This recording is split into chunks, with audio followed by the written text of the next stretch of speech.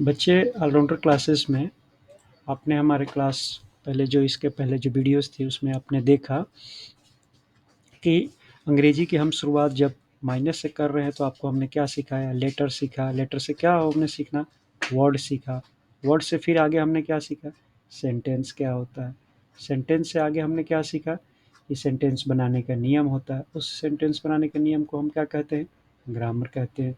तो ग्रामर का पहला नियम क्या होता है, आपको ये मैंने बताया था कि सब्जेक्ट है ना प्लस ऑक्सिलरी वर्ब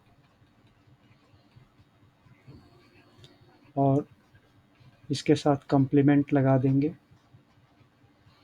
यानी subject plus auxiliary verb plus complement. इस सीक्वेंस में यदि हम शब्दों का अरेंजमेंट कर देंगे तो हमारा करेक्ट सेंटेंस बन जाएगा, है ना। ग्रामर का पहला नियम तो यही है ना। तो इस सेंटेंस को बनाने के लिए हमने सबसे पहले पूछा था कि भाई सब्जेक्ट बताओ, सब्जेक्ट क्या होता है। तो मैंने बताया था कि नाउन है, ये सब्जेक्ट हो सकता है। फिर आगे हमने इस पे नाउन में सीखा था कि नाउन काउंटेबल है कि अनकाउंटेबल है। यदि काउंटेबल है तो सिंगुलर है कि प्लूरल, उसका यदि काउंटेबल है तो सिंगुलर को प्लूरल बना सकते हैं। प्लूरल बनाने का हमने नियम सीखे थे। नियम में हमने 6 नियम तक सीख लिए थे। अब हम 7वां नियम देख लेते हैं कि भाई 7वां नियम क्या है। इस तरह जैसे-जैसे हमारा नियम क्लियर होता जाएगा, वैसे हमारी करेक्ट इंग्लिश और कॉन्फिडेंस लेवल बहुत बढ़ता जाएगा बच्चे, ठीक है?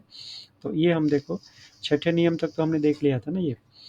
आप भी जब लिखना चाहो तो पॉज़ कर कर के लिख सकते हो। ये हमने सारा कुछ लिखने के लिए आपको ये पॉज़ दिया हुआ है ना।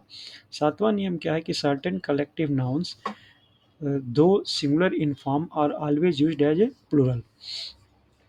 अब ये क्या होता है ना, कई चीज़ों को एक जगह पे लिखा जाता है। जैसे मान लो पोल्ट्री फार्म होते हैं जहाँ पे मुर्गे मुर्गियाँ रहते हैं, तो उस फॉर्म में अब उसको क्या कहते हैं कि ये पोल्ट्री है। कैटल क्या होते हैं, जानवर होते हैं, जैसे अ, गाय है, भैंस है, बैल है, ये सब कैटल होते हैं। तो इन सबों को क्या होता है कि ये कलेक्टिव नाउन, मतलब ये कई जगह कलेक्ट में ही रहते हैं, झुंड में ही रहते हैं, इनको यूज़ हम करते हैं। तो इनको हम ये सिंगुलर फॉर्म में ही देखते हैं। देखो एस कहीं नहीं दिखा है ना। आप कैटल को कैटल से यदि कोई करता है तो वो गलत हो जाएगा। ये हमेशा ही they are singular, always in singular होंगे देखने में, है ना बच्चे। और इनका प्लूरल बनाएंगे नहीं, प्लूरल बनाएंगे भी नहीं। ये नहीं कि कैटल लिखा है तो कैटल्स कर देंगे। अब कैटल लिखा है तो ये प्लूरल ही है। अब बोलेंगे सर इसका सिंगुलर बताओ, फिर मुझे क्या होगा। बच्चे इसका सिंगुलर हम यूज करेंगे ही नहीं। ये इसीलिए बोलते हैं कि देखने में सिंगुलर होंगे लेकिन ऑलवेज, हमेशा इनका प्लूरल यूज होगा। जैसे आपने देखना देखे थे कि देखने में प्लूरल लग रहे थे, जैसे मैथमेटिक्स आपको मैं बोला था या फिजिक्स बोला था, एस लगा हुआ है लेकिन इसका हमेशा सिंगुलर यूज होगा क्योंकि ये एक सब्जेक्ट के बारे में बोल रहा है। इसी तरह ये एस नहीं लगा हुआ है लेकिन ये प्लूरल है। अब लो, एस लगा था देखने में बट ये सिंगुलर थे हमेशा। ये एस लगा, एस एस एस कुछ नहीं लगा है बट ये सिंगुलर दिख रहे हैं, बट इनका प्लूरल यूज होगा। कभी भी इसका सिंगुलर यूज नहीं करेंगे। पीपल है, पीपल का मतलब ही होता है, अब पीपल्स नहीं कर देंगे। पीपल मतलब लोग, अब ये बहुत सारे लोग हैं तो पीपल्स नहीं कर देंगे, कभी भी ये नहीं करेंगे। मतलब they are always used in a plural form only. तो ये हमेशा प्लूरल ही यूज होंगे, तो ये याद कर लो। क्यों? क्योंकि एग्जाम्स में पूछे जाते हैं। Poultry, cattle, vermin, people, gentry, military, ये सारा का सारा बच्चे प्लूरल फॉर्म में ही यूज होंगे, ठीक है ना बच्चे। अब देखो, एक पीपल का मतलब नेशन भी होता है ना। ये कभी कभी हम इसको नेशन कहते हैं। अब आपको ये ना वर्ड आपको आपके नए नए आ रहे हैं। कॉमन नाउन आ रहा है, ऊपर आपने देखा था कलेक्टिव नाउन आ रहा है। तो ये सब हम नाउन बच्चे अभी आपको बाद में बताएंगे। अभी थोड़ा देर और वेट करना पड़ेगा। अभी हम इससे, हमारा कंसर्न नहीं, हमारा फोकस कहाँ पे है कि देखने में कैसा लगता है और उसका यूज कैसे होता है ना। तो वो सेंस हम आपसे सीख रहे हैं। पीपल एक ऐसा वर्ड है कि यदि यह नेशन के रूप में यूज हो, मतलब पीपल मतलब एक आदमी के बारे में या बहुत सारे आदमी के बारे में बात ना करके किसी देश के बारे में बात किया जा रहा, मतलब वो देश तो एक ही होगा। देश तो भारत है तो भारत तो पूरे विश्व में एक ही होगा ना। तो इस पीपल का यदि मतलब ये निकल के आता है कि हम इंडिया के बारे में बात कर रहे हैं, तब इसका हम इस संदर्भ में सिंगुलर यूज़ करेंगे। और यदि डिफरेंट टाइप ऑफ पीपल का यूज़ करना चाहते हैं, देखो there are many different peoples in Europe. अब ये पीपल्स का मतलब, अब आप बोलोगे सर हमें तो आपने बोला था कि पीपल्स को कभी प्लूरल नहीं करेंगे। ये क्या कहना चाहता है, ये कहना चाहते हैं पीपल्स मतलब कैटेगरीज बताना चाहता है, इसका सेंस वो सेंस नहीं कहना चाहते हैं, वो सेंस नहीं कहना चाहता है जो इस पीपल का हम यूज़ करते हैं, है ना। मैनी पीपल हैव कम, ये इसका मतलब क्या हो जाएगा, many people have come in my marriage party, है ना, ऐसे कुछ मान लो मैं कहना चाहता हूँ। तो यहाँ पीपल को पीपल्स नहीं कहेंगे कि चलो सर प्लूरल सेंस यूज़ करेंगे, नहीं, इसलिए पीपल हमेशा सिंगुलर ही दिखेगा, बट वर्ब इसके साथ या इसका यूज होगा प्लूरल फॉर्म में। ये पीपल दूसरा कहना चाहता है, ये लोगों की कैटेगरी बताना चाहता है, उस कैटेगरी के लिए आपका यूज हुआ है। ये एक्सेप्शनल ही टाइप के सेंटेंस मिलते हैं, नॉर्मल यूज नहीं होता है इनका। जैसे Japanese are a hard working people. अब जापानीज मतलब यहाँ पे सेंस नेशन के लोगों का, सिटीजन्स के बारे में कह रहा है, फिर भी सेंस तो ये सिंपल ही बताया, मतलब प्लूरल सेंस में ही बताया, तो इसलिए इसको प्लूरल बना, इसको बताया जापानी लोग को, बट इसको हमने पीपल को पीपल्स नहीं कहा। और इसमें वेराइटी ऑफ पीपल को शो करने के लिए इसमें पीपल्स कहे, है ना। और नॉर्मल सिचुएशन में इसका यूज करेंगे तो हम इसको हमेशा पीपल ही बोलेंगे, और इसका मतलब होगा ये प्लूरल है। इज इट क्लियर बच्चे। तो ये जो हमने सेंटेंस अलग अलग आपको दिए हैं बना के, इस सेंटेंस को भी इसका यूज देखोगे तब आपको बात और समझ में क्लियरली आएगी।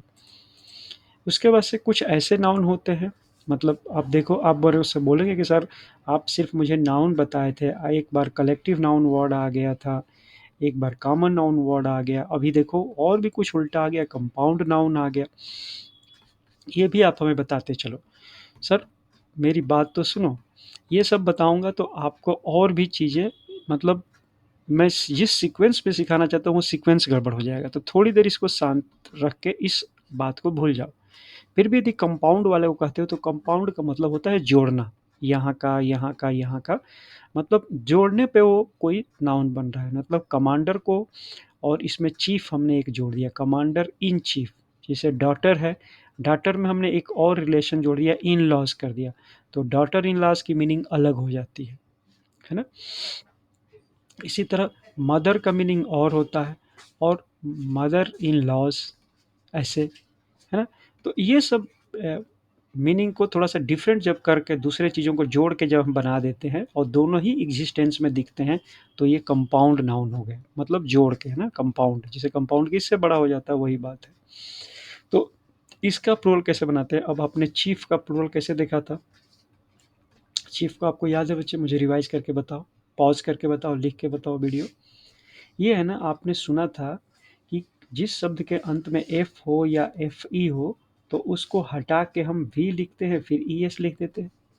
लेकिन चीफ एक ऐसा था जिसमें एक्सेप्शन में ये पढ़ता था ना बच्चे, एक्सेप्शन वाली बात में आती थी, तो इसको हमने फिर एस ही लगाया था, वी नहीं लगाया था, ई एस नहीं जोड़ा था ना, चिप्स ऐसे लिखा था ना। तो वो ही यहाँ पे भी बननी बात है। लेकिन जब ये कंपाउंड फॉर्मेशन में आएगा, अकेले नहीं आएगा ये चीफ, ये किसी दूसरों के लिए कहा जा रहा है, माने एक्चुअल में ये कई लोग हैं, कई लोग ये हैं। जैसे आर्मी के कमांडर, एयर फोर्स के कमांडर, नेवी के कमांडर चीफ आ जाते हैं, तो उन तीनों चीफों के बारे में बात करें। चीफ तो एक ही है, मतलब अपने सेना का, अपने जगह का सबसे हेड, बट वो अपनी अपनी सेनाओं के, अपने अपने देश के, अपने अपने कैटेगरी के कई हेड आ जाते हैं एक जगह पे इकट्ठा, तो इसको प्लूरल बनाते हैं, कमांडर्स लिखेंगे, इसको कमांडर को कमांडर्स, कोट्स को कोट्स, सन को सन्स। अब इन नहीं कि यहाँ पे लाज कर दे, ऐसे कर दे, ये नहीं, इधर वाले को प्लूरल नहीं बनाएंगे। जो पहला है स्टार्टर है, इसको प्लूरल बनाएंगे, तो एस ई एस इधर जोड़ेंगे जहाँ पे भी नियम बनेगा बच्चे, ठीक है। Is it clear. अब देखो, अब मैन का प्लूरल क्या होता है, मैंस तो होता नहीं ना, ऐसे एस तो नहीं लगाते ना। तो यहाँ पे देखो, लॉकर का प्लूरल एस लगा के बनता है, लेकिन ये कंपाउंड नाउन होते हुए जो इसका प्लूरल जैसे बनता है वही प्लूरल बनेगा, तो मेन हो जाएगा, main of war. Is it clear बच्चे। तो कंपाउंड नाउन का ऐसा करते हैं। We say spoonfuls and handfuls because spoonful and handful are regarded as one. अब एस नहीं लिखेंगे, स्पूनफुल्स नहीं लिखेंगे, हैंडफुल्स एंड हैंडफुल्स इसको भी नहीं लिखेंगे, इसको स्पूनफुल और हैंडफुल एक बना के लिखेंगे। ठीक है बच्चे, अलग अलग इसको नहीं मानते, मतलब एक स्पून का आइटम दो मुझे तो स्पून फुल्स नहीं करेंगे, है ना, ये एक ही मीनिंग देगा। तो द प्रॉपर नाउन, इसमें एक और एग्जांपल देख लो। एग्जांपल जैसे देखो, जैसे आप कहोगे कि हिंदू में ब्राह्मण्स होते हैं, तो यहाँ पे भी मैन वर्ड आ गया, तो क्या इसका प्लुरल बनाने के लिए ब्राह्मण कर देंगे? कई ब्राह्मण हो तो ब्राह्मण कर देंगे? नहीं करेंगे।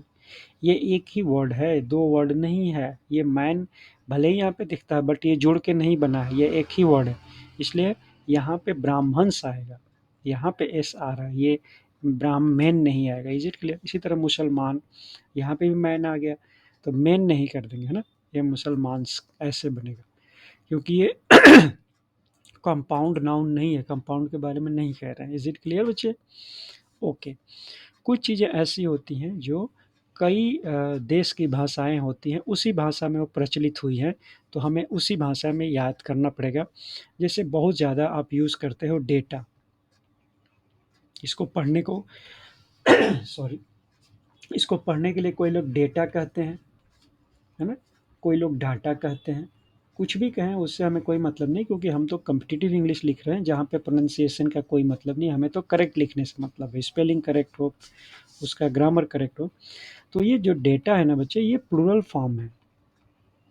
आपके दिमाग में इतना ज़्यादा ये यूज होता है डेटा लाइफ में कि आप सोचते होंगे कि शायद ये डेटा है, इसका प्लूरल डाटाज ऐसे कर देंगे, डाटाज कर देंगे। नहीं, ये गलत है, ये पहले से प्लूरल है।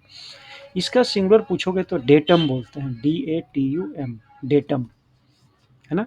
जैसे प्रीमियम होता है ना, आप पैसा जमा करते हो ना LIC वगैरह में, है ना, प्रीमियम होता है, लेकिन कई लोग मिलके जैसे जमा करते हैं, या आप ही कई प्रीमियम को जमा करते हो प्लूरल सेंस में, तो प्रीमियम बोल देते हैं उसको, है ना, मतलब ए लगा देंगे।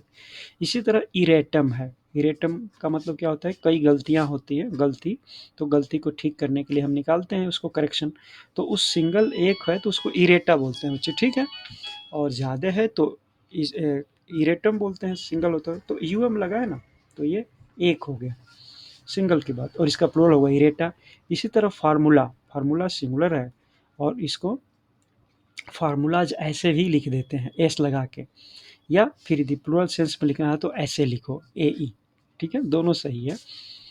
ओके। इसी तरह इंडेक्स और इंडिसेस, जैसे इंडेक्स बनाते हैं ना, इंडेक्स, तो इंडेक्स का इंडिसेस ऐसे करते हैं ना, तो कुछ आपको जो लैटिन वर्ड्स हैं उसके उसके हिसाब से ही आपका इंग्लिश बनता है। जैसे रेडियस है, अब रेडियस का रेडियाई बनता है, ऐसे बनेगा, तो आपको याद ही करना पड़ेगा, सिंगुलर है इसका प्लूरल है, ये सिंगुलर है इसका प्लूरल है। मेमोरेंडम, मेमोरेंडा, तो ये याद रखना पड़ेगा, मेमोरेंडम्स एस नहीं जोड़ोगे, या मेमोरेंडास ऐसे नहीं कहोगे, तो आपकी बेसिक चीज़ें, ओरिजिन वाली चीज़ें क्या है ये जाननी पड़ेगी। इसी तरह ग्रीक में एक्सिस का एक्सेस, क्राइसिस का क्राइसेस, इस तरह बेसिस का बेसेस ऐसे लिखेंगे। इसी तरह इटालियन का बैंडिट, तो बैंडिटी बोलेंगे, अब इसमें SES कुछ नहीं लग रहा, ऐसे इंग्लिश मॉडर्न में अब ये भी स्वीकार किया जा रहा है, बैंडिट्स ऐसे लिख दो, तो जैसे फार्मूले को फार्मूलाज, ये दोनों स्वीकार किए जाते हैं।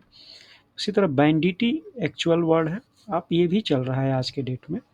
इसी तरह फ्रेंच वाला है, तो मैडमे है, ये मैडम ऐसे भी लिखते हैं, मैडमे है इसका मैडम, या मेस डेम्स ऐसे बोलते हैं बच्चे, ठीक है।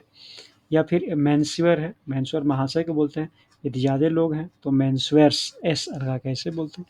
तो ये फ्रेंच, लैटिन, ग्रीक, इटालियन, ये वर्ड इंग्लिश के नहीं है, बट इंग्लिश में ऐसे ही घुस गए हैं, तो हम इसको चेंज नहीं करते हैं, उसी तरह हम लिख लेते हैं जैसे वो लोग ग्रीक वाले या इसका इटालियन वाले जैसे यूज़ करते हैं, उसी तरह सेम टू सेम उनका इंग्लिश भी आ गया।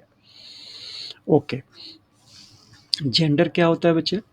जेंडर होता है, लिंग को बोलते हैं, है ना, जैसे हिंदी में पुल्लिंग, स्त्रीलिंग, उभयलिंग, तो इंग्लिश में एक और लिंग जो होता है नपुंसक लिंग, जिसको न्यूटर जेंडर बोलते हैं। तो जेंडर कितने तरह के होंगे? 4। जब पुल्लिंग के बारे में बात करेंगे यानी मेल के बारे में बात करेंगे, तो वो जैसे बॉय, मैन, फादर, ये सब मेल होंगे, बिना कहने की ज़रूरत आपको पता है कि फादर मेल को ही कहा जाता है। इसी तरह मदर हैं वो फीमेल को ही कहा जाता है। तो फेमिनाइन जेंडर फैमिली से बना है, फेमिन से बना है, तो स्त्रीलिंग है ना। कॉमन जेंडर जो होता है मेल फीमेल दोनों हो सकता है। अब टीचर है, टीचर को ये नहीं कह सकते कि टीचर मेल हैं कि फीमेल हैं। जब तक आप उनको मिलते नहीं, आप नहीं कह सकते हैं कि वो मिस्टर हैं या मिसेज हैं, है ना। टीचर हैं तो टीचर जिनका नाम नहीं पता है या उनके आगे आपने मिले नहीं हैं, तो उनका जेंडर डिसाइड करना मुश्किल हो जाता है। ठीक है बच्चे, तो ये चीज़ें भी बहुत इंपॉर्टेंट है। ओके बच्चे, तो हम आपको फिर से शुरुआत करते हैं और ये बता रहे हैं कि हमने भी क्या सीखा था बच्चे। ठीक है, और देखो यहाँ पे एक जो चीज़ आपने थोड़ा सा पीछे रिवाइज में चलते हैं। हमने जेंडर से पहले एक और वर्ड यहाँ पे, ये वाला वर्ड में बोलते बोलते कुछ और आपको बोल दिया था। स्पून फुल्स क्या मतलब हुआ, ये एक चम्मच है कोई चीज़, एक चम्मच के बारे में बात कर रहे हैं। स्पून फुल हमको नमक दो, है ना, और कई स्पून हमको नमक चाहिए। तो स्पून्स जब अकेले रहेगा ना, स्पून चम्मच, चमचे का वर्ड यूज़ करेंगे तो स्पून्स वो समझ में आता है। लेकिन हम एक साथ स्पून फुल आ गया और हमें कई चम्मच चाहिए, तो हम स्पून्स फुल नहीं कहेंगे, यहाँ पे वर्ड यूज़ ना करके हम फुल्स ऐसे यूज़ करेंगे।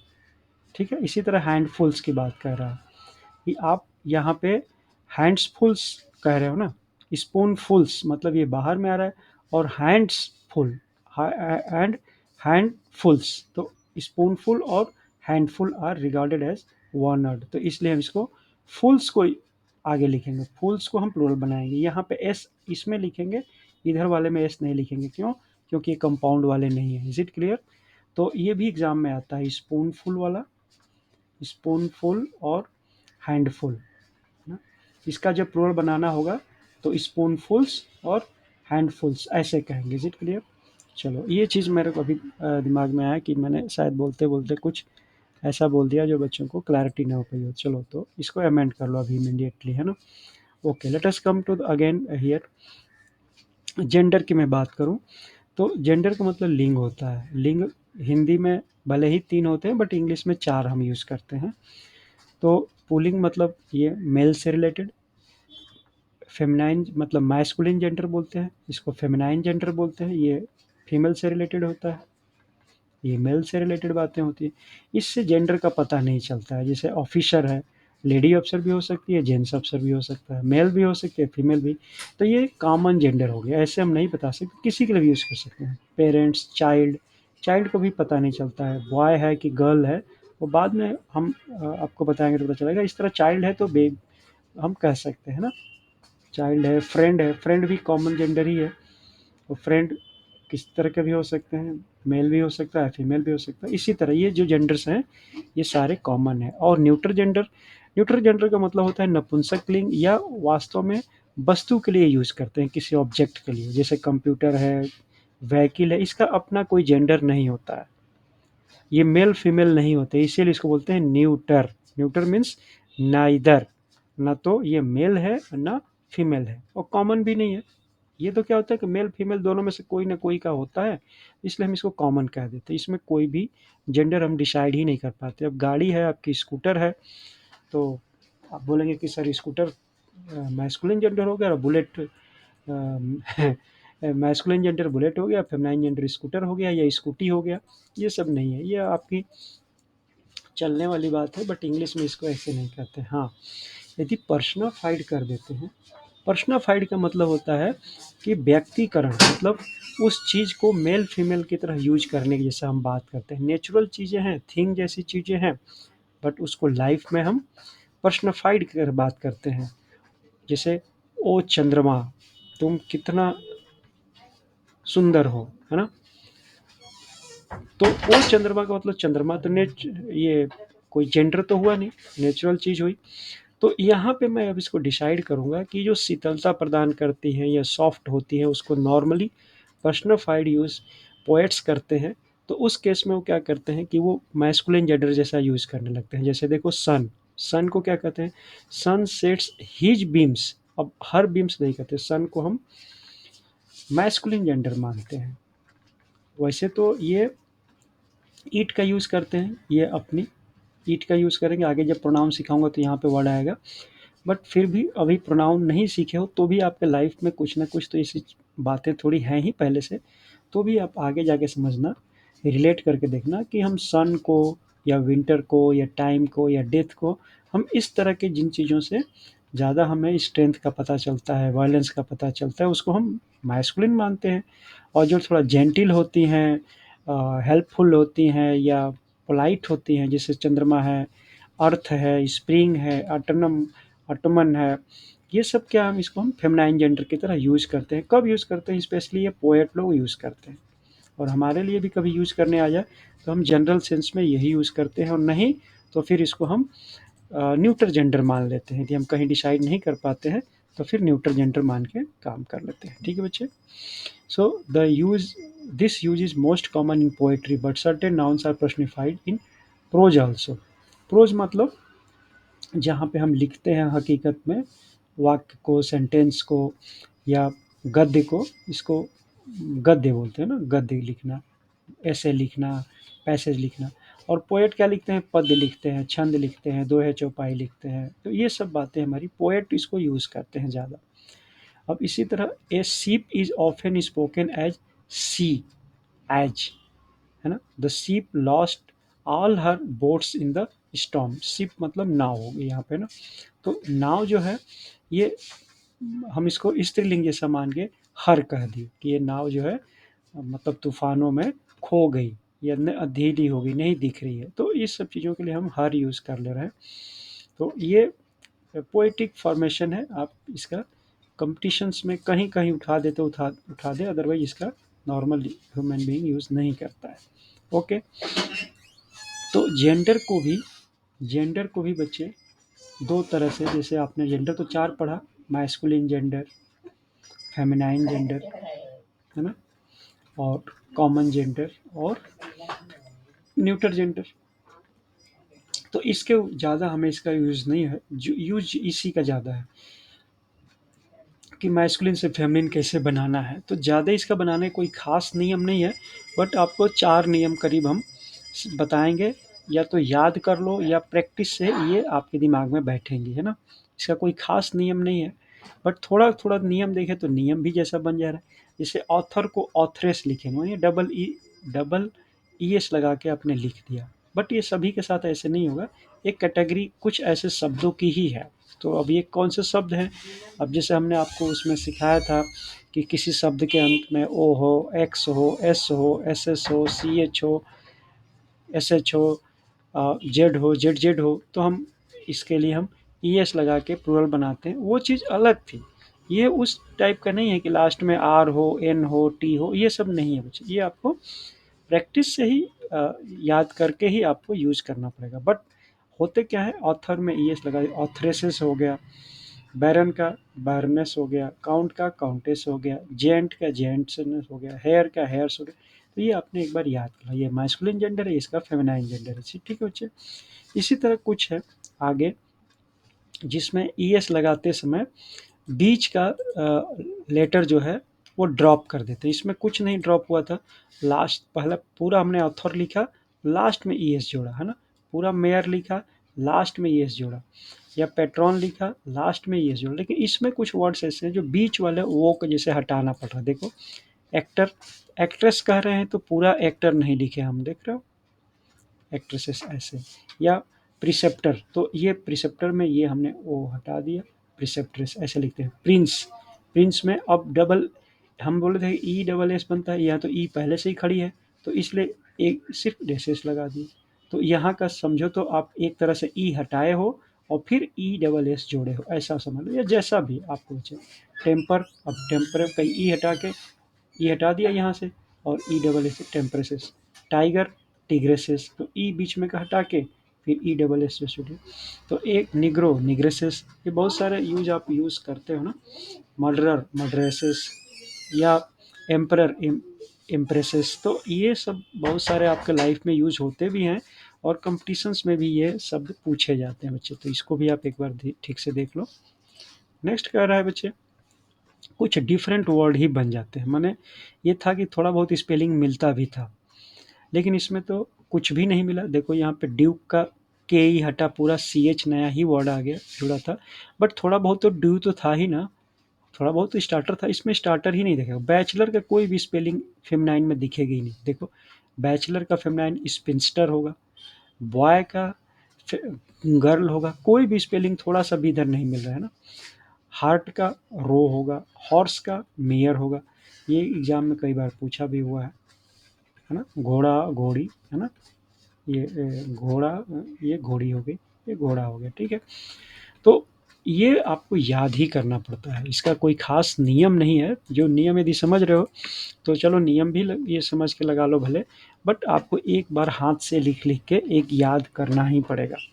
तो ये मत सोचो कि सर ने रेडीमेड ये लिख दिया है तो अब हमको, मेरे को याद हो गया, नहीं। फिर से लिखो, याद करो, तब जाके आपकी इंग्लिश करेक्ट बनेगी, है ना। कई बार नेफ्यू का नीस है, ये भी पूछा हुआ एग्जाम में। इसका स्पेलिंग भी कई बार गलत लोगों ने लिखा हुआ है, ये भी ठीक से देख लो। NIECE होता है, नीस, है ना। तो ये भी एक मैस्कुलिन का फेमिनाइन जेंडर ये है, और इसकी स्पेलिंग ये भी एग्जाम्स में कई बार आए हुए हैं, है ना।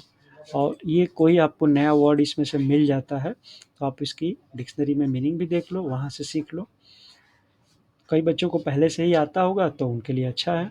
तो हर बच्चे के एक एक रिक्वायरमेंट पूरा तो नहीं कर सकते हैं, कॉमन प्लेटफॉर्म पे हम पढ़ा रहे हैं। और चूंकि फेस टू फेस भी आपके साथ नहीं है, इसलिए हर बात को हम, आपके मन में क्या क्वेश्चन आया मुझे पता भी नहीं चल पा रहा है, तो आप इसको पॉज करके फिर से लिखो, देखो, डिक्शनरी रेफर करके अपने को अपडेट कर लो, है ना। तो 90% तक बच्चे तो यहाँ से आपका काम हो जाएगा, 10% आपको सेल्फ स्टडी करनी ही पड़ेगी। और इसी के बेस के साथ आगे पीछे नहीं, दूसरी किताबें पढ़ने की जरूरत नहीं है, ज़्यादा से ज़्यादा डिक्शनरी मीनिंग वगैरह मैं देखने के लिए कह रहा हूँ, है ना। इसमें से ही पूरा आपका पावर बढ़ जाएगा और आपको करेक्ट इंग्लिश लिखने आ जाएगा। इसी तरह हम कुछ भीतर के वर्ड को हम रिप्लेस करते हैं, या भीतर के चीज़ों को हम चेंज कर देते हैं। ग्रैंड, ग्रैंड को ग्रैंड रहने देते हैं, फादर की जगह पे मदर से फेमिनाइन, फादर का फेमिनाइन मदर होता है, तो ग्रैंड फादर का फेमिनाइन ग्रैंड मदर होगा। ग्रेट अंकल का ग्रेट वही रहेगा, आंट हो जाएगा। मैन, ये मैन सर्वेंट है तो मेड सर्वेंट हो जाएगा। लैंड लॉर्ड है तो लैंड लेडी हो जाएगी। तो ये इस तरह आपका सेंटेंस, सॉरी, ये मैस्कुलिन से फेमिनाइन को आपको बनाए और याद भी रखना पड़ेगा बच्चों ना। अब इसके बाद से पुरुष, पुरुष मतलब पर्सन कहते हैं इंग्लिश में। और इंग्लिश में 3 पर्सन होते हैं, फर्स्ट पर्सन, सेकंड पर्सन और थर्ड पर्सन। फर्स्ट पर्सन वो होता है जो बोलने वाला अपने लिए शब्द का यूज करता है। जैसे मैं बोल रहा हूँ आपके सामने, पढ़ा रहा हूँ, तो बोलते समय मैं अपने लिए यूज़ करूँगा तो आई वर्ड यूज़ करूँगा, मैं बोल रहा हूँ। या हम लोग, कई लोग मिल के क्लास चला रहे हैं तो वी बोलेंगे, मतलब हम लोग बोल रहे हैं और आप लोग सुन रहे हो। आप अकेले सुन रहे हो तो यू होगा, और यू का प्लूरल भी यू ही होगा। जैसे आई का प्लूरल, मतलब आई एक के लिए यूज़ करते हैं तो वी एक से ज़्यादा लोग के लिए यूज़ करते हैं, लेकिन यू हम दोनों के लिए यूज़ करते हैं, चाहे एक आदमी सुन रहा हो या एक से ज़्यादा सुन रहा हो। तो सुनने वालों के लिए, श्रोता के लिए सेकंड पर्सन कहते हैं, और बोलने वाला वक्ता जो है फर्स्ट पर्सन होता है। थर्ड पर्सन हमेशा न तो फर्स्ट पर्सन न सेकंड पर्सन के बाद जो भी या जिसके बारे में भी हम जो कुछ कह रहे हैं वो थर्ड पर्सन होता है, और नाउन हमेशा थर्ड पर्सन ही होता है। वो नाउन क्यों? जैसे राम है, एक बार राम बोल रहा है तो ये फर्स्ट पर्सन है, और रहीम सुन रहा है तो रहीम सेकंड पर्सन हो गया। लेकिन ये राम और रहीम बात किसके बारे में बोल रहे हैं और सुन रहे हैं? वो मान लो वो बोल रहे हैं सेवियर के बारे में, जेवियर के बारे में, तो जेवियर क्या हो जाएगा? जेवियर हो जाएगा थर्ड पर्सन। तो नाउन ये भी है, नाउन ये भी है, नाउन ये भी है, लेकिन इस ये जो अपने लिए शब्द यूज करेगा, वो जो शब्द यूज करेगा वो आई यूज करेगा, या यू यूज करेगा, ये यू यूज करेगा। और इसके लिए जो सुन रहे हैं उसके लिए ही, या लेडी सुन रही है तो सी, या कोई निर्जीव के लिए इट, या प्लूरल सेंस में ज़्यादा लोग सुन रहे हैं तो दे यूज करेंगे। बट नाम यदि बोलेंगे, आपने देखा नाम क्या होता है? Name is always a noun. तो इसलिए नाउन जो होगा थर्ड पर्सन में ही होगा, मतलब उसका चेंज नहीं होगा, राम राम ही रहेगा, चाहे उसको कहीं भी यूज़ करो। तो वो ये कह रहा है, यदि ये अपने लिए शब्द, जिस शब्द का यूज़ करता है उसको फर्स्ट पर्सन कहते हैं। जो यूज शब्द का करता है उस शब्द को सेकंड पर्सन कहते हैं, और जिस शब्द को यूज करता है वो थर्ड पर्सन कहते हैं, वी सी इट है। और ये बाद में मैं आपको सिखाऊंगा कि इसको हम प्रोनाउन कहते हैं। ये वर्ड बाद में आएगा, ये तीनों वर्ड ये बाद में आएंगे। अभी हम सिर्फ चूंकि हम नाउन पढ़ रहे हैं इसलिए हम पर्सन के साथ थर्ड पर्सन का यूज करके हमने बताया कि हमारा पर्सन में केवल थर्ड पर्सन नाउन होगा। नेक्स्ट होगा केस, कारक। कारक यहाँ पे 4 होते हैं। हिंदी में आपके 7 होंगे या संस्कृत में 7 होंगे या 8 होंगे या जितने भी होंगे, उससे हमें कोई ज़्यादा सीखने की ज़रूरत नहीं है। हम नहीं भी सीखे हैं हिंदी या संस्कृत या कोई भी भाषा, तो भी हमारा काम इंग्लिश में चल जाता है। देखो, पहला केस होगा नॉमिनेटिव केस। नॉमिनेटिव केस मतलब जो काम करने वाला व्यक्ति है, कर्ता है, सब्जेक्ट है ना, कर्ता सब्जेक्ट है, वो ज्यों का त्यों जो भी नाउन होगा वो ज्यों का त्यों उसी नॉमिनेटिव केस में ही होगा। जैसे शिव बाबा हैं, ऑलराउंडर्स हैं, या सात्विक है, या संपदा है, या गार्गी है, ये सब नाम हैं। और ये नाम हमेशा जिस तरह अभी लिखेंगे वो नॉमिनेटिव केस ही हैं। ये काम करने वाले हैं, पढ़ने वाले हैं, पढ़ाने वाले हैं, लिखने वाले हैं, डॉक्टर हैं, ऑफिसर हैं, जो भी हैं, ये नॉमिनेटिव केस में ही हैं, मतलब ये काम करते हैं। और इसको यदि हम ऑब्जेक्टिव केस में यूज करते हैं तो यह क्रिया के बाद लिखेंगे, यानी इसका पोजीशन जो होगा सब्जेक्ट से उठ के, जो ए भी होता है, जो सब्जेक्ट होता है उसके बाद ए भी होता है, उसके बाद ऑब्जेक्ट या कॉम्प्लीमेंट आता है। ठीक है, ठीक है। तो यहाँ पर जब वो सब्जेक्टिव केस को जब इधर ले जाएंगे तो ऑब्जेक्टिव केस बनेगा। और ऑब्जेक्टिव केस जब भी बनेगा तो उसके साथ एक टू है, विथ है, फार है, फ्रॉम है, ये सब शब्दों के इसके साथ रिलेशन क्रिएट हो जाएगा। जैसे जैसे हिंदी में देखो, कर्ता ने, आपने पढ़ा होगा, कर्ता ने कर्म को करण से संप्रदान, काके लिए, काके की, ऐसे लिखते हैं ना, काके लिए। तो ये काके लिए, काके की नहीं, सॉरी, काके की नहीं, काके लिए लेंगे। तो इस या अपादान से, अलगाव के अर्थ में, ये से है जो साथ के अर्थ में होता है, मतलब विथ का, और ये से मतलब अलगाव, मतलब ये दोनों अलग अलग चीज़ें हैं, इसलिए इसको से बोलेंगे। तो इसको ऑब्जेक्टिव केस बोलेंगे। पॉसेसिव केस को काके की वाला आप बोलेंगे, जो मैंने वर्ड आपको यहाँ पे काके की बोल रहा था, ये नहीं है, सिर्फ के लिए है, मतलब फार, फार के लिए है, ये विथ के लिए है, ये टू के लिए इंग्लिश आएगी, और ये फ्रॉम के लिए इंग्लिश आएगी। ठीक है, ऐसे लिखेंगे। को लिखेंगे तो टू, से के लिखेंगे जब वो साथ का है, से मतलब साथ तो विथ, और से जो कर्ण से हो गया। संप्रदान, संप्रदान जो लिखेंगे वो ये हो गया के लिए मीन्स फॉर। और अपादान, ये सब ना कारक के नाम है हिंदी में। किसी बच्चे को मान लो हिंदी ये नहीं आता होगा, उसने नहीं पढ़ा होगा, तो वो कंफ्यूज अभी हो रहा है कि सर ये क्या बोल रहे हो, मुझे तो ये समझ में नहीं आ रहा है। तो कोई बात नहीं, यहाँ पे एज इट इज़ जो लिखा है इसको समझ लो। नहीं समझ में आता है तो भी कोई ज़्यादा अभी हार्म नहीं है, क्योंकि इसका जब यूज़ करने लगेंगे ना तब आपको समझ में आया कि सर क्या हमें समझा रहे थे। तो चूंकि मैं हिंदी वालों जो हिंदी पढ़े उनको रिलेट करके बता रहा हूँ, जो हिंदी नहीं पढ़े उनको एक फिर नई समस्या आ रही होगी, तो उसको अभी छोड़ दो। अभी ये इंग्लिश का याद करो, to, with, for, from, objective case में ये लगेंगे। ठीक है, उसी तरह पॉसेसिव केस यदि लिखेंगे तो पॉसेसिव केस में ध्यान देना पड़ेगा कि पॉसेसिव केस बनता कैसे है। जो भी नॉमिनेटिव केस होगा ना, तो नॉमिनेटिव केस को हम देखेंगे कि वह सजीव है कि निर्जीव है, लिविंग है कि नॉन लिविंग है। ठीक है बच्चे, लिविंग है कि नॉन लिविंग है, नॉन लिविंग, ये नन नहीं है, नॉन कह रहा हूँ, नो एन, नॉन लिविंग मतलब सजीव है कि निर्जीव है, ये देखेंगे। सजीव मतलब कोई व्यक्ति होगा, कोई, और निर्जीव मतलब कोई सामान होगा, कहीं कुछ होगा, तो उसके साथ संबंध हमें दिखाने के लिए कि उसका संबंध क्या है। तो नॉमिनेटिव केस जो भी होगा, नॉमिनेटिव केस में यदि सजीव होगा तो उसमें एपोस्ट्रॉफी लगाएंगे, ये एपोस्ट्रॉफी लगा देंगे। जैसे बाबा का कमरा, बाबा का कमरा, तो बाबा हमारे सजीव हैं, लिविंग बीइंग हैं और इनका कोई कमरा है तो बाबाज़ रूम बोलेंगे, ऐसे बोलेंगे, बाबाज़ रूम, ठीक है? अब लिखेंगे मान लो कि मेरी अ, बुक है और बुक का कवर है ना? बुक का कवर, बुक का जो ऊपर कवर लगा देते हैं वो उसके बारे में बात करें। तो बुक तो निर्जीव है, तो बुक्स कवर नहीं लिखेंगे, ये बुक्स लिख के एपॉस्ट्रोफी लगा के कवर लिखेंगे, ये गलत इंग्लिश हो जाएगी। चूँकि ये निर्जीव है तो इसको हम लिखेंगे cover of book, cover of book, अंग्रेजी उल्टा लिख देंगे, है ना? ये वाला बुक बाद में आ जाएगा, कवर पहले आ जाएगा और ऑफ लगा के जोड़ेंगे, जबकि सजीव के साथ जोड़ रहे हैं तो सजीव पहले आ रहा था और इसके बाद उसके रिलेटेड चीज़ बाद में आ रही थी, है ना?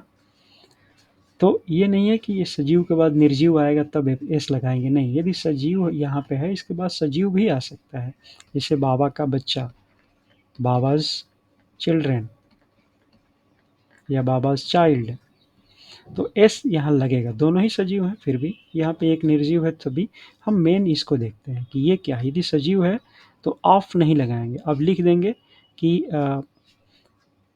रूम ऑफ बाबा, ये इंग्लिश ठीक नहीं मानी जाएगी क्योंकि इसमें सजीव पहले से ही है, जब सजीव है तो एपस्ट्रॉफी से इसको संबंध दिखाओ, बाबस बाबस रूम ऐसे बोलेंगे, ठीक है? ये इसका मतलब है। तो ये हम ऐसे देखते हैं इसमें कि सजीव है कि निर्जीव है और फिर इस तरह इसको हम पॉसेसिव केस लगा देते हैं, ठीक है? एक और होता है वोकेटिव केस। वोकेटिव केस क्या बोलते हैं? इसको संबोधन कारक बोलते हैं। संबोधन कारक मतलब किसी को नाम रख के बुलाना या किसी को इंस्ट्रक्शन देते समय इशारा कर देना, तो उसको संबोधन कारक बोलते हैं। जैसे शिबू, शिबू नाम है, शिबू नाम है, शिबू को हमने बुलाया, शिबू यहाँ आओ, तो शिबू कम हियर, तो ये वोकेटिव केस में है, ये नॉमिनेटिव केस में नहीं है, क्योंकि देखो इसको कामा लगा देने से पता चलता है कि ये अलग हो गया और ये अलग हो गया, इसका सीक्वेंस। तो शिबू इज कम हियर, या ऐसे भी कह सकते हैं कम हियर शिबू, कोई कामा लगाने की ज़रूरत नहीं है, कम हियर और शिबू को बुला लिए। Here Shibu is in vocative case, तो वोकेटिव केस में है। इसी please give me your mobile gentleman, ये मैंने please give me your mobile, और जेंटलमैन हमारा जो हो गया वोकेटिव केस हो गया। केस हम पढ़ रहे हैं कारक, है ना? Here gentleman is in vocative case, ठीक है ना बच्चे? तो अभी हम आपको क्या क्या पढ़ा दिए? हमने पढ़ा दिया subject plus auxiliary verb plus complement, ये हमारा नियम है, ग्रामर का पहला नियम है। तो इस नियम में मैंने आपको नाउन पढ़ाया। नाउन में मैंने आपको क्या पढ़ाया कि नाउन सब्जेक्ट हो सकता है, सब्जेक्ट हमेशा नॉमिनेटिव केस में होगा, है ना? नॉमिनेटिव केस में होगा, ये मैंने बता दिया। नाउन को मैंने आपको काउंटेबल अनकाउंटेबल बताया, काउंटेबल अनकाउंटेबल बताया। फिर मैंने आपको क्या बताया? मैंने आपको जेंडर बताया, जेंडर ये नंबर हो गया, काउंटेबल नाउन अनकाउंटेबल। फिर मैंने आपको जेंडर बताया, जेंडर बताओ कौन सा है, मैस्कुलिन है, फेमिनाइन है, या फिर कॉमन है या न्यूटर है, ये बताओ। फिर हमने आपको क्या बताया कि आप उसके बाद से पर्सन बताओ, फर्स्ट पर्सन है, सेकंड पर्सन है, थर्ड पर्सन है, कौन सा है। फिर उसके बाद मैंने आपको बताया कि केस बताओ। तो अब आप हमको एक एग्जाम्पल मेरे सामने पढ़ के बताओ, जिसको बोलते हैं पार्सिंग। पार्सिंग मीन्स पद व्याख्या, मतलब जो चीज़ हमने सीखा है उसको रिलेट कर करके बताओ। और ये मैं एक एक्सरसाइज सिखा रहा हूँ आपको, ये एक्सरसाइज आज पूरे दिन करना। मैं बताया हूँ कि जब भी आप पढ़ाई कर रहे हो तो एक दिन में एक ही मेरी वीडियो देखो या आधा ही देखो और उसकी दिन भर प्रैक्टिस करो, दिमाग में, सोते बैठते, नहाते खाते, वॉशरूम जाते, कहीं भी इस बात को दोहराओ। किताब में लिख के नहीं, कॉपी में लिख के नहीं, नोटबुक में लिख के नहीं, अब दिमाग में लिख के दिखाओ। ये सब तो लिखोगे कॉपी में, देखोगे, वो अलग चीज़ है, बट अब इसको चलते फिरते किताब में लिख के कहीं भी जा रहे हो। तो आज हमें ऑलराउंडर सर ने क्या पढ़ाया और हमने आज क्या सीखा, क्योंकि कहानी की तरह नहीं सुनना है, प्रैक्टिस। प्रैक्टिस, एक मैं प्रैक्टिस करके दिखा रहा हूँ, दूसरा आप खुद मेरे सामने करना, और तीसरा मैं एक्सरसाइज दे दूंगा आपको। चलो, मैं सात्विक वर्ड आपको दिया, कोई एक सात्विक वर्ड मैंने आपको दिया, इस सात्विक वर्ड को आप पूरा मुझे पार्सिंग करके दिखाओ, जो मैंने नॉलेज बताया उसके बेस पे। तो बोलोगे कि सर सात्विक इज़ ए नाउन। मैं बोलूँगा क्यों भाई, ये क्यों नाउन है? तो आप बोलोगे sir because it is a name of a person, क्योंकि यह एक आदमी का नाम है। ठीक है ना? नाउन का डेफिनेशन यही होता है कि name of person, animal, place और थिंग। तो उसमें से निकाल के आप लाए कि सर ये एक पर्सन है। तो आप बोलोगे कि सर सात्विक, द वर्ड सात्विक इज़ ए नाउन। अभी हम बाद में सिखाएंगे क्यों यहाँ पे ए मैं लिखा हूँ। अभी जैसे भी आप बोलना है बोल लो, जितना सिखाया हूँ मुझे बस उतना सीखना है। थोड़े दिनों में आप जब कि अंग्रेजी बिल्कुल सही जाने लगेगी, तो आप जो भी मैं बोलूँगा आप पकड़ लोगे कि सर आपने यहाँ गलत बोला, या कहीं भी किताबों में या कहीं भी किसी लेटर में, करस्पॉन्डेंस में, या कहीं पे भी आपको कोई भी सेंटेंस अंग्रेजी के अखबार में कहीं पे भी कुछ लिखा होगा, आप तुरंत पकड़ लोगे कि यहाँ पे ये गलती लिखा है। तो अभी के हिसाब से जस्ट एक प्रैक्टिस मुझे करके दिखाओ। अभी जो सीखा उसका रिवीजन कह लो। रिवीजन किस हिसाब से मैं करा रहा हूँ? पार्सिंग के हिसाब से। तो पार्सिंग करो। Satvik is a noun because it is a name of a person. Satvik is in nominative case, so it is a subject. जब भी सब्जेक्ट होगा तो नॉमिनेटिव केस में होगा। ठीक है। फिर बोलोगे कि सर सात्विक इज ए अनकाउंटेबल नाउन। क्यों अनकाउंटेबल नाउन क्यों है? क्योंकि यह किसी आदमी का नाम है, प्रॉपर है, इसलिए अनकाउंटेबल होगा। तो आप बोलोगे कि सर ये अनकाउंटेबल नाउन है, इसलिए इसको हम कभी भी प्लूरल नहीं बना सकते, ये हमेशा सिंगुलर में ही रहेगा। सर ये मैस्कुलिन जेंडर है, क्योंकि यह मेल है। सर ये थर्ड पर्सन में है, क्यों? क्योंकि यह नाउन है। सर ये नॉमिनेटिव केस में है, और इसका नॉमिनेटिव केस में सात्विक ही रहेगा। सर इसका ऑब्जेक्टिव केस भी सात्विक ही रहेगा, लेकिन लिखते समय इसका पोजीशन कहाँ चला जाएगा? वर्ब के बाद चला जाएगा, इधर आएगा। तो हम लिखेंगे टू सात्विक मतलब सात्विक को, विथ सात्विक मतलब सात्विक के साथ, फॉर सात्विक मतलब सात्विक के लिए, और फ्रॉम सात्विक मतलब सात्विक से अलग हम हो रहे हैं उसके अर्थ में लगाएंगे। ठीक है। और सर इसका पॉसेसिव केस होगा सात्विक्स मतलब सात्विक का, क्योंकि ये लिविंग थिंग है। ठीक है। तो आप मुझे फिर से कोई एक वर्ड दे रहा हूँ, उसको करके दिखाओ। यही चीज़ मुझे सबसे पहले बताओ कि यह नाउन है, यह सब्जेक्ट है, यह नाउन है, काउंटेबल है कि अनकाउंटेबल है। इसका यदि काउंटेबल है तो इसका सिंगुलर ये है तो प्लूरल क्या होगा, और उसके बाद से इसका जेंडर बताओ, मुझे इसका पर्सन बताओ, मुझे इसका केस बताओ। यानी आप मुझे क्या बताओगे? Subject, number, gender, person, case. ठीक है। तो ये मैंने एक एग्जांपल दिया, और एक मैं एग्जांपल दे रहा हूँ सिंपल, उसका मुझे बताओ। क्या बताओगे? चलो मैं एक ले लिया आपके सामने कंप्यूटर। ठीक है। अब मुझे इसकी पार्सिंग करके दिखाओ। मैं कंप्यूटर के बजाय, चलो कंप्यूटर ही ले लिया, मैं कंप्यूटर पर ही मुझे बताओ। एक एग्जांपल सिखा रहा हूँ, इसी तरह मैं 5-6 वर्ड लिखूँगा, आप मुझे लिख के अपने जो कमेंट होंगे, मेरा कमेंट में लिख के बताना कि सर मैं इसका ये मीनिंग होगा, तब मैं मानूंगा कि मेरे पढ़ाने से फ़ायदा आप लोगों को हो रहा है और आप ठीक से पढ़ भी रहे हो। तो और अच्छे से वीडियो आपको बना के दूंगा कि इन बच्चों को और इस लेवल पे पढ़ाऊँ। चलो कंप्यूटर का हम पार्सिंग करते हैं। बोलोगे कि sir the word computer is A noun because it is a name of thing. Thing का नाम है ये, है ना? पूरा नाउन का डेफिनेशन यहाँ पे आ गया।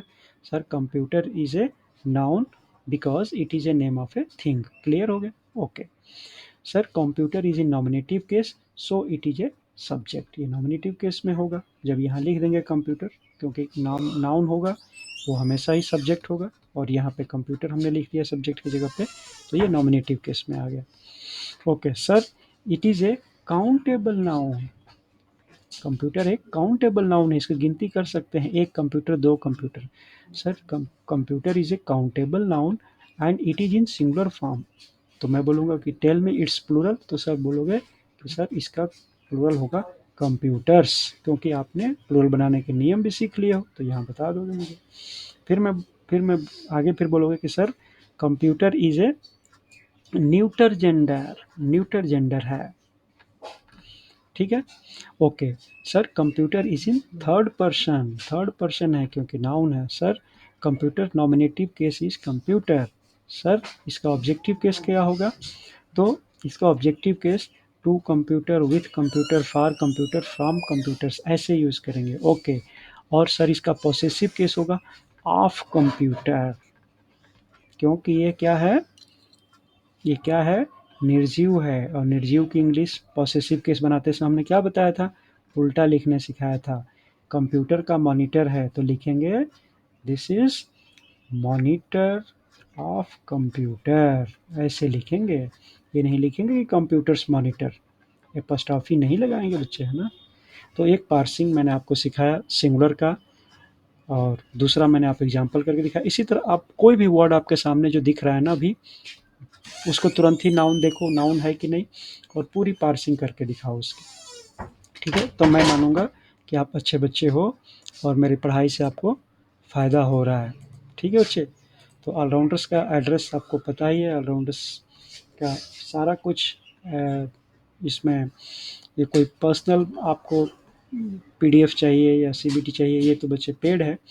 बाकी जो वीडियो देख रहे हो वो सब आपका फ्री है, क्योंकि आप यूट्यूब पे फ्री हो। बट आप ऐसा कोशिश ज़रूर करो कि इसको आप ना, क्योंकि हमारे जो भी निकलेंगे नए नए क्लासेस या रेगुलर क्लासेस आप जो कर रहे हो, तो तुरंत ही आपको पता चलेगा सर ने नया वीडियो डाल दिया, तो इसको लाइक कर दो, है ना, इसको सब्सक्राइब्स कर दो, इसका बेल जो बटन होता है ना, बेल बटन दबा के आप इसको लाइक कर दो। और शेयर भी किसी अपने फ्रेंड्स के साथ, फैमिली के साथ करना चाहते हो तो शेयर भी करो, ताकि ज़्यादा से ज़्यादा लोगों को फ़ायदा पहुँचे। फ्री में भाई इतना बढ़िया क्लास कहीं नहीं मिलने वाला है आपको। ये ऑलराउंडर्स की रिसर्च है, और उस रिसर्च का आप डायरेक्ट यूज़ उठा रहे हो, है ना। ना किताब, फिर मतलब कम दिनों में बहुत ज़्यादा जानकारी, टू द पॉइंट जानकारी, सही सही जानकारी, सिंपल वे में जानकारी, माइनस से शुरुआत, और कहीं नहीं मिलने वाली है। तो ऑलराउंडर क्लासेस आप भी सुनो, दूसरों को भी सुनाओ, आप भी फ़ायदा उठाओ, और इस तरह हम आपको शुभकामनाएं देते हैं। ऑलराउंडर्स हमेशा आपके शुभकामनाओं के साथ